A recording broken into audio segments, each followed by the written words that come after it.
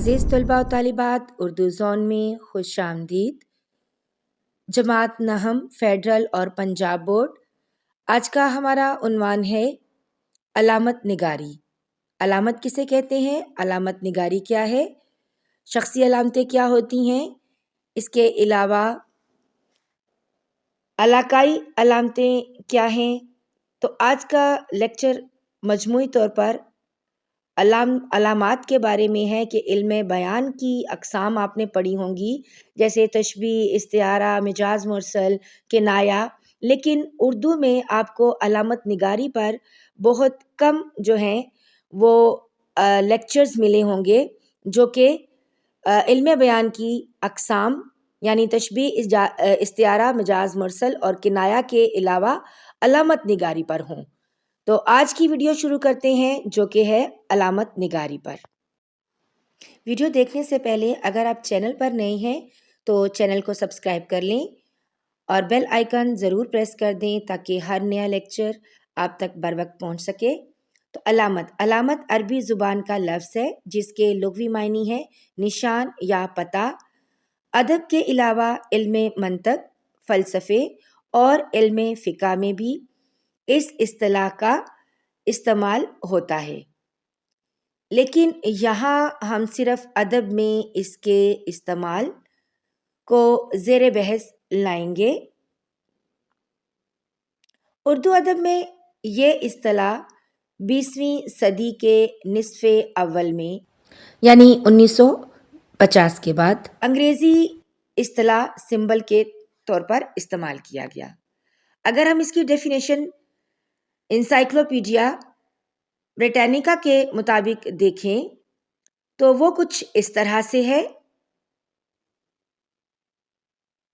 कि अलामत एक ऐसा दिखाई देने वाला मारूज़ है जो अपनी मौजूदगी से रिश्तों और ताल्लुकात के ज़रिए या तलाज़मात के ज़रिए गैर मौजूद शय को ज़हन में मौजूद बना देता है। जैसे सलीब के निशान से ईसा अलैहिस्सलाम को सूली पर चढ़ाए जाने का वाक़या समझना एक अलामत है। सलीब की जो अलामत है वो मसलूब होने के लिए इस्तेमाल हो रही है। तो अलामत या अलामत निगारी एक कंक्रीट ऑब्जेक्ट को एब्स्ट्रैक्ट ऑब्जेक्ट में दिखाने का नाम है। यानी एक दिखाई देने वाली चीज़ होती है जो अपनी मौजूदगी से किसी दूसरी चीज़ की या याद दिलाती है। डॉक्टर वज़ीर आगा के मुताबिक अलामत से मुराद है जब किसी शय का ज़िक्र आए तो ये शय उस तसव्वुर की तरफ ज़हन को मुंतकिल कर दे जो उस शय का बुनियादी वस्फ़ है। जैसे फूल को हम देखें तो फूल जो है वो मोहब्बत की अलामत है। यानी अलामतियत से मुराद ये है कि एक चीज़ को दूसरी चीज़ की जगह पर रख कर देखना। जब कोई अदीब या शायर अपने किसी वसी मफ़हूम या तसव्वुर को किसी मरई चीज़ यानी किसी दिखाई देने वाली चीज़ से ज़ाहिर करता है और कारी उस शय के बुनियादी वस्फ़ को ज़हन में लाते हुए उस मफ़हूम तक पहुँच जाए तो वो शय अलामत कहलाती है। उस शय को अलामत कहते हैं। इस शेर में देखें, इन बारिशों से दोस्ती अच्छी नहीं फराज, कच्चा तेरा मकान है कुछ तो ख्याल कर। तो यहाँ पर अलामत के तौर पर बारिश और कच्चा मकान ये अलामत के तौर पर इस्तेमाल हुआ है। ठीक है, यानी मकान के गिरने को हम बारिश से जो है अलामत के तौर पर देख सकते हैं। अच्छा, अलामत बयान की दीगर इस्लाहात के बरक्स अलामत के मानों में अलामत निगारी से वसअत पैदा होती है। अलामत के मानी लामहदूद होते हैं, उसके मानी कारी खुद मुतय्यन कर लेता है।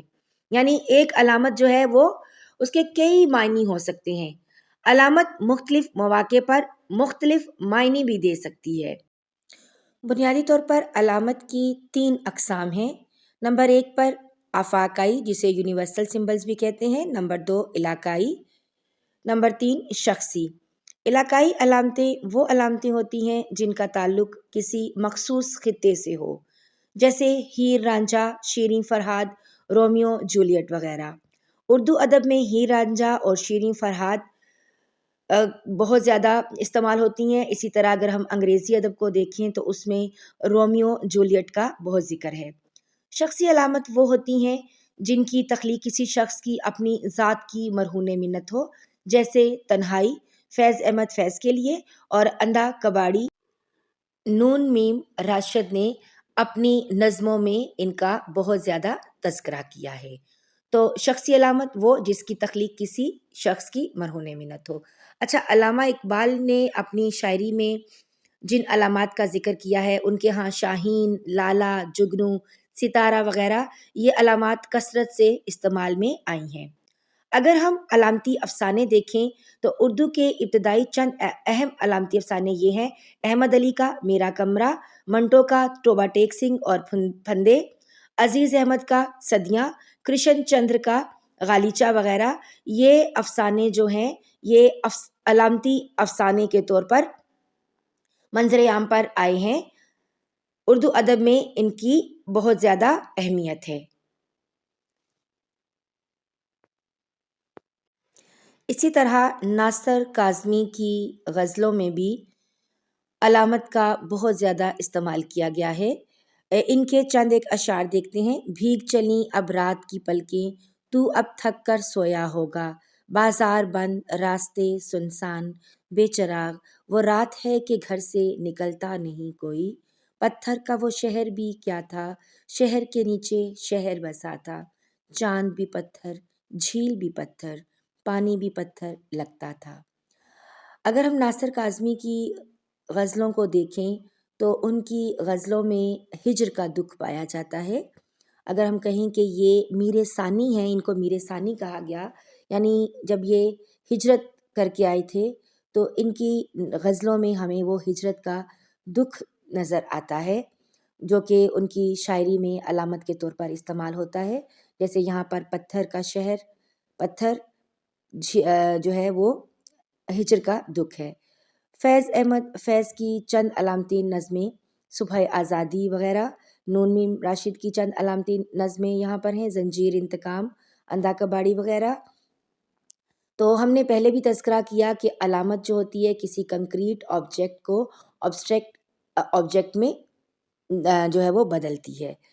کلاسیکی شاعری میں شیخ، وائز، ساقی، صنم، گل، بلبل، قفس، برگو آشیاں، دشت و جنون، بہار، مہکدہ، سبو، جام، یہ اسی طرح شاہین، لالا، جگنو، یہ سب جو ہیں یہ علامات کے طور پر یہ الفاظ جو ہیں وہ استعمال ہوتی ہیں۔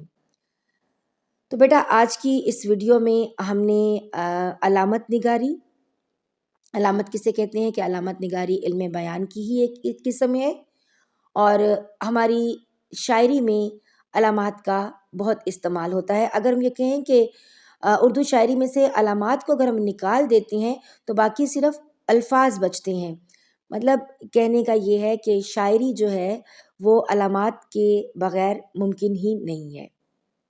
ٹھیک ہے، تو جیسے فیض احمد فیض کی ان نظموں کو ہی دیکھ لیجئے: اے دل بے تاب ٹھہر، کتے، بول، ملاقات اور صبح آزادی۔ یہ تمام نظمیں جو ہیں اس میں وطن سے محبت جو ہے وہ جھلکتی دکھائی دیتی ہے۔ اسی طرح نون میم راشد کی جو ہم نے علامتی نظموں کا تذکرہ کیا، ان میں اندھا کباڑی، انتقام، منو سلوا، زنجیر، کوزۂ گر یا انتقام، یہ ان کی نظموں میں یہ علامات جو ہیں وہ کثرت سے استعمال کی گئی ہیں۔ پھر ہم نے علامتی افسانے کا تذکرہ کیا، تو اردو ادب میں چاہے وہ افسانہ ہو، چاہے وہ غزل ہو، چاہے وہ نظمیں ہوں، اس میں علامت نگاری جو ہے وہ ضرور استعمال ہوئی ہے۔ کہیں نہ کہیں علامت نگاری جو ہے وہ اس کا استعمال ضرور ہوا ہے۔ امید کرتی ہوں آپ کو آج کا لیکچر پوری طرح سے سمجھ میں آ گیا ہوگا۔ اپنے نئے لیکچر کے ساتھ حاضر خدمت ہوں گے۔ اگر آپ نے یہاں تک ویڈیو دیکھ لی ہے تو ویڈیو کو لائک اور شیئر کرنا مت بھولیے گا۔ چینل پر نئے ہیں تو چینل کو سبسکرائب کرتے ہوئے جائیے گا۔ اپنا اور اپنے ساتھ جڑے رشتوں کا بہت سا خیال رکھیے گا۔ ملتے ہیں اگلے لیکچر میں، تب تک کے لیے اجازت دیجیے۔ اللہ حافظ۔